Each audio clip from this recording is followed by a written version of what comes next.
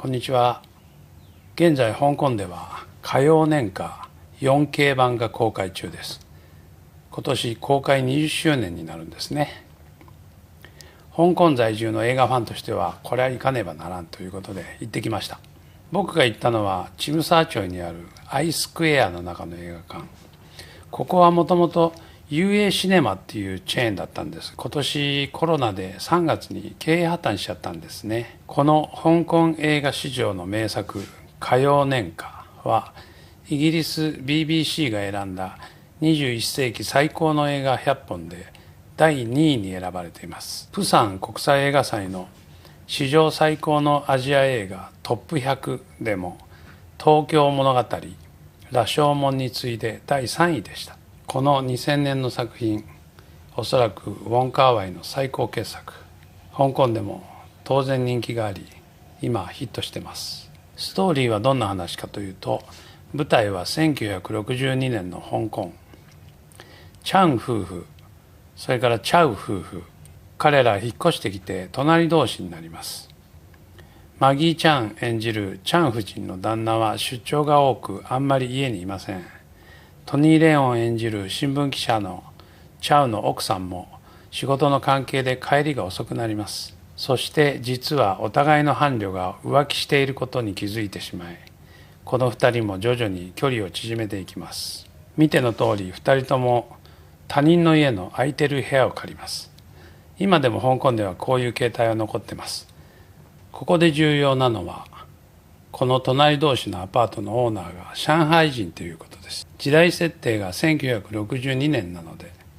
この頃は上海から来た人間で作られた上海人コミュニティがありました。というのは1949年に中国共産党による中華人民共和国が成立し、多くの中国人が大陸から香港へ逃れてきたわけです。ですからこの主人公の2人も上海からの移民で、上海人のオーナーを訪ねてくるわけです。これは監督のオーン・カーウェイが上海からの移民だから、そういう設定になってるんです。なので映画の中の会話も広東語と上海語が混じり合ってます。そんな濃密な上海人同士の関係性があるんで、食事も一緒にとったり麻雀に興じたりもします。映画が始まってすぐに引っ越しの日が同じで荷物をお互い間違えちゃいますが、これもこの夫婦が結果的に混じり合うという、そういう意味に取れます。ですが、なぜ2人は一線を越えないのかという疑問があると思います。これは1962年という時代です。当時の低層観念はそういう感じだったんです。現代人に比べて奔放ではないし、チャン夫人がオーナー夫人に最近夜遊びが多いと叱られて反省するところなど、そんな時代だったということを描いています。2人が親密になるきっかけは、トニー・レオンが布教小説の新聞連載をするんで、マギーちゃんに手伝ってほしいって言ってホテルの部屋を借ります。そこにチャン夫人であるマギーちゃんが現れるという展開になるんですが、この部屋の番号が2046で、これはウォン・カーワイの次の作品2046につながっていきます。この数字は香港が中国に返還される年っていうのもかかってるんですけどね。ですが、もともとこの部屋番号は307号室だったのを2046に変えました。307号室として撮影していた時のこの映画のムードはもっとエロティックで、2人の関係はただれたものだったのですが、ウォン・カーウェイが途中から方針転換をして、このプラトニックというか、ある意味優柔不断な男女を描くことになったんです。307号室時代の撮影では、2人がダンスを踊ったり、部屋で料理をしてこっぴどくホテル側から叱られるという、出来上がった映画からはよほど似つかわしくない笑っちゃうシーンが実際に撮影されてました。もともとウォン・カーウェイの撮影スタイルっていうのは、アイデアはあるんだけど、あとは現場で決めるっていう方法で撮るんで、今回も307号室はショーブラザーズの昔の映画に出るようなセットを作らせて、その中で役者を思いつきで動かしていたんです。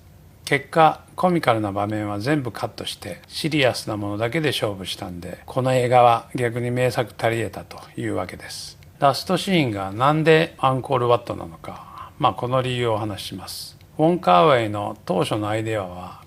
1962年から1972年の10年間を描くつもりだったんです。1972年までを撮影してみたんですけども、洋服のスタイルも変わって一貫性もないので1966年で終わらせたんです。2部作にしようという案もあったんですが、財政的な理由で実現しませんでした。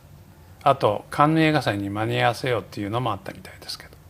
なので当初のアイデアでは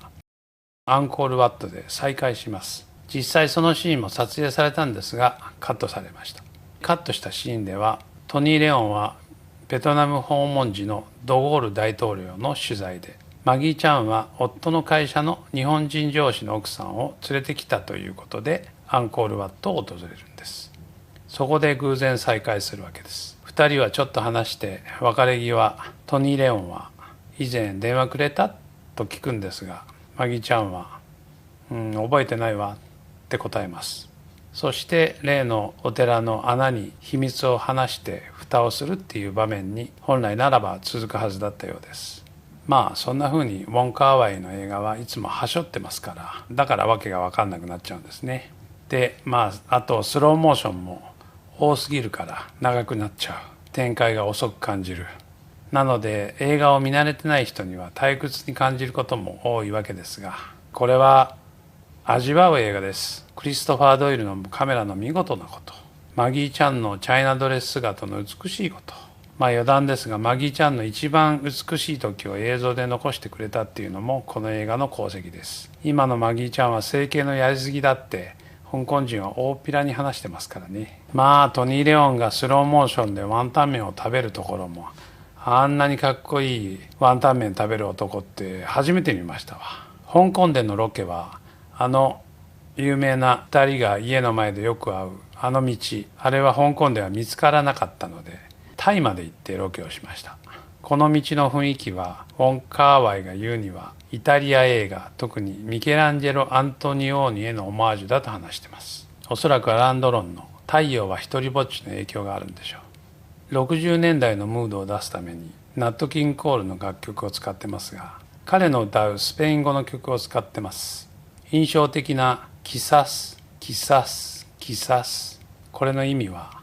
Perhaps、Perhaps、Perhaps です。その言葉の意味を知りながらこの映像を眺めるとまた違った味わいを堪能できます。それからまるで歌謡年歌のテーマ曲のように流れている曲ですが、これはもともと我らが鈴木清順監督の夢二のテーマ曲です。梅林茂さんの。ですから日本映画の夢二がなければこの世界的な名作もなかったわけで、そういう意味でもつながりを感じますよね。このめっちゃくちゃ綺麗に 4K 版にレストアされた香港映画のアート作品を香港の映画館で見れたっていうことに喜びを感じています。映画館を出たら目の前に恋する惑星に出てきたチョンキンマンションがあって、